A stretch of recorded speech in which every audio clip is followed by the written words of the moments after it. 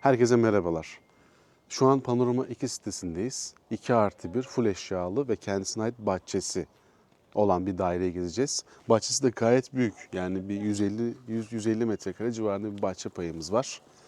Köşe konumda bir dairemiz ve sitenin en ön sırasında kalıyor. Artı olarak havuzun üst tarafında. Çocuğunuz varsa tam size göre havuzdan izleyebilirsiniz. Ve full deniz manzarasına sahibiz. Buyurun, iyi seyirler.